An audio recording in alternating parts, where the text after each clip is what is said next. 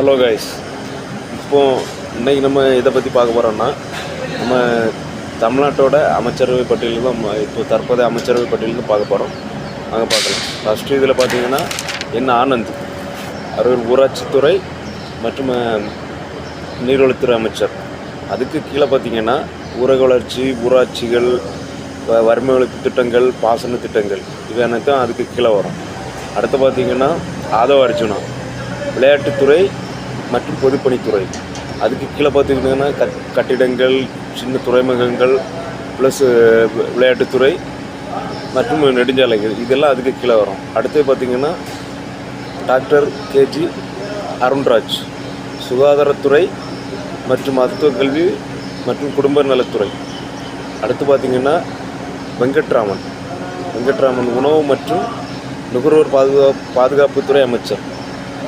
இதுக்கு கீழே வர்றது சிவில் சர்வீஸ், உணவுத்துறை, நுகர்வோர் பாதுகாப்புத்துறை, விழா கட்டுப்பாடு இதெல்லாம் இதுக்கு கீழே வரும். அடுத்தது பார்த்திங்கன்னா நிர்மல்குமார் எரிசக்தி சட்டம் மற்றும் நீதித்துறை அமைச்சர். அதுக்கு கீழே என்னெல்லாம் வரும்னு பார்த்திங்கன்னா மின்சாரம், நீதிமன்றங்கள், சிறைகள், ஊழல் தடுப்பு சட்டமன்றம், தேர்தல் மற்றும் பாஸ்போர்ட்டு. இது எல்லாம் கொஞ்சம் ரிஸ்க்கான சம்பவம் உள்ளது. இதெல்லாம் இதுக்கு கீழே வரும். அதாவது நிர்மல் அவர்களுக்கு கீழே வரும். அடுத்து பார்த்திங்கன்னா ராஜ்மோகன் பள்ளி கல்வி மற்றும் தகவல் மற்றும் விளம்பரத்துறை அமைச்சர்.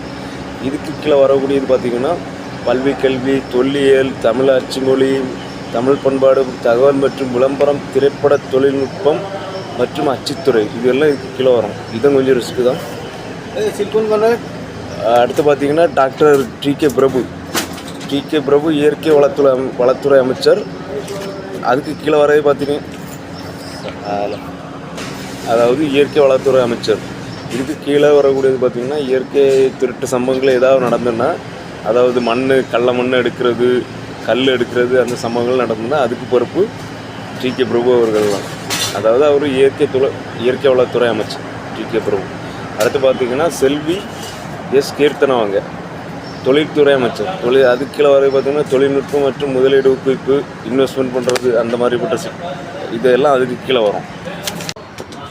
அடுத்து பார்த்திங்கன்னா செங்கோட்டையன் இவர் வந்து நீதித்துறை அமைச்சர் மற்றும் நிதி ஒதுக்கீடு ப்ளஸ் ஓய்வூதிய பயன்கள், அதாவது செங்கோட்டையன் அவர்கள். அடுத்து பார்த்திங்கன்னா கடைசியாக முதல்வர் விஜய் அவர்கள். அதை பார்த்திங்கன்னா